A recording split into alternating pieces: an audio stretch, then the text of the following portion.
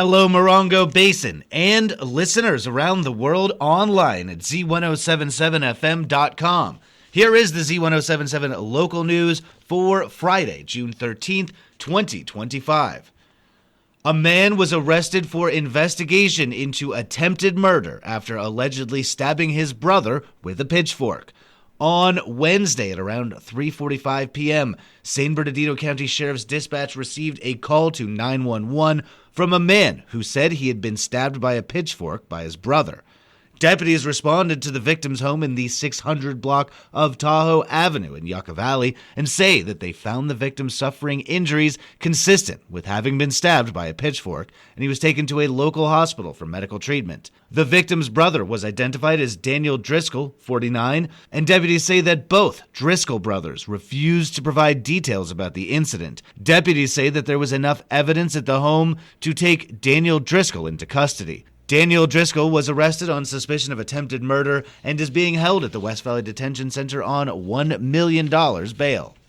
The final draft of the Western Joshua Tree Conservation Plan was presented yesterday to the California Fish and Game Commission, but the approval of the plan has been pushed until later this year.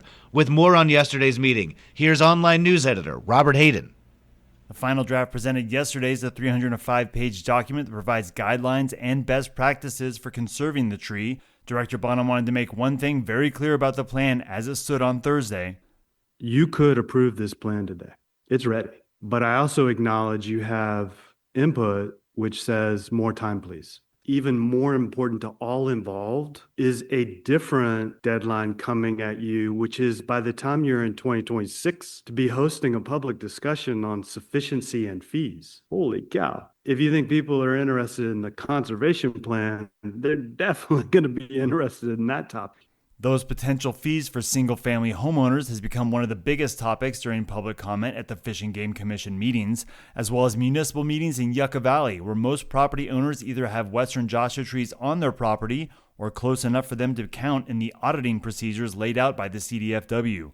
Director Bonham talked about changes to the regulatory guidelines that could help reduce or even eliminate those fees. So we've done at least two things at the department that I'm not sure has been broadly described to single-family property owners who may seek to add onto their home or do some other work. First, the department has determined that projects involving a single-family residence will not be required to relocate any Western Joshua tree. The department is on the brink of asking a very qualified entity to produce an environmental impact report for the department, which would then be available for any single-family resident to utilize, which means we could take off the table any CEQA costs for an individual single-family resident homeowner.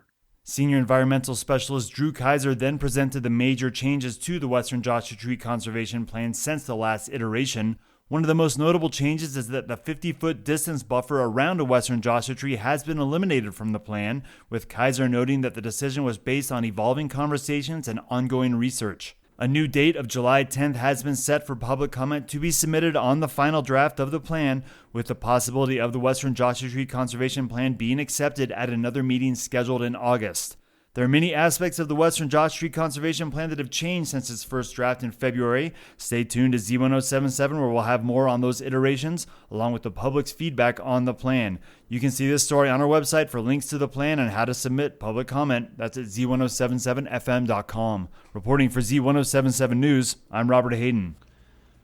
Today, the Morongo Unified School District Board of Education will be holding a special meeting at the Joshua Tree Professional Development Center located at 6161 Sunburst Avenue, to interview candidates for Area 1 trustee, recently left vacant by former board member Carolee Hargrove. The interviews will be followed by the selection of the new Area 1 trustee and preceded by public comment. The next regular board meeting of the school year will be on Tuesday, June 24th at Joshua Tree Elementary School. Flag Day ceremonies are being held tomorrow by Elks Lodge 2134 in 29 Palms. At 10 a.m., Elks Lodge members will be holding their annual Flag Day ceremony. Then at 11 a.m., American Lodge Post 761 is holding their flag disposal ritual outside of the Elks Lodge and disposing of no longer usable U.S. flags. Anyone needing to dispose of no longer usable flags can bring them to the event to be disposed of during the ceremony. According to the post commander, Harbor Freight will be providing replacement flags.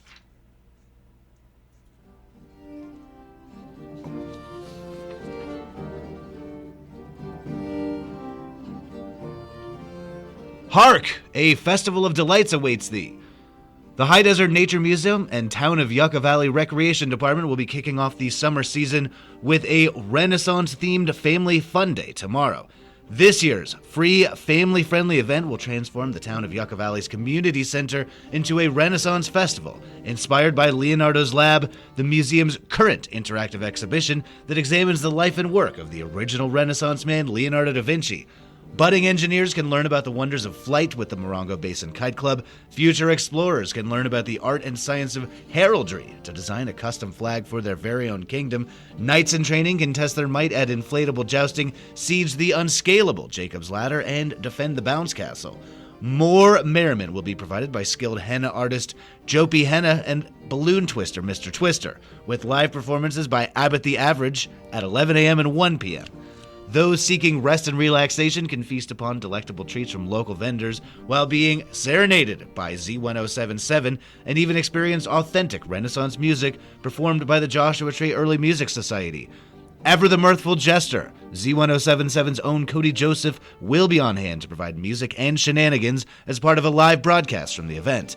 The Renaissance Fair begins Saturday at 10 a.m. and runs until 2 p.m. at the Yucca Valley Community Center. A Juneteenth celebration will be held in 29 Palms tomorrow ahead of the official date, which falls on a Thursday this year. Juneteenth is a federal holiday officially held on June 19th and celebrates the final enforcement of the Emancipation Proclamation at the end of the Civil War, freeing enslaved African Americans. The city of 29 Palms and Women of Color Global 29 are hosting their Juneteenth celebration this Saturday. The event will feature food vendors, storytelling, crafts for kids, and live entertainment.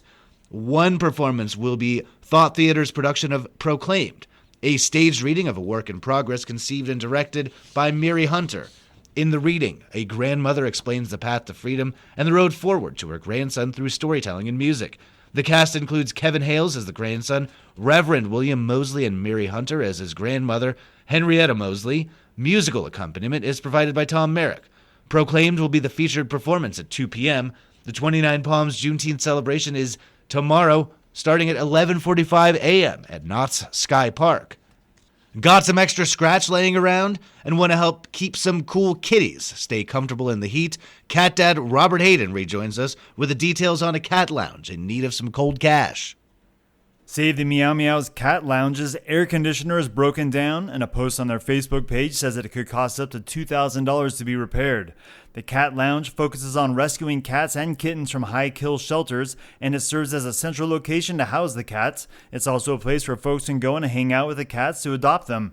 The spot is heating up as summer approaches, and the Facebook post says that they're making do with a portable AC unit, but as triple-digit temperatures approach, it's going to be harder to keep the kitties cool. You can stop by Save the Meow Meows to visit the cats and see the lounge. It's located at 56925 Yucca Trail, right at the junction at Sage Avenue. They're open from 11 to 7 daily except for Monday and Wednesday. If you'd like to help the nonprofit get their air conditioner fixed, we have links where you can donate at this story on our website, or you can visit SaveTheMeowMeows.com. Reporting for Z107.7 News, I'm Robert Hayden. And finally, the 29 Palms Rotary Club is making supporting excellence in education a priority this school year.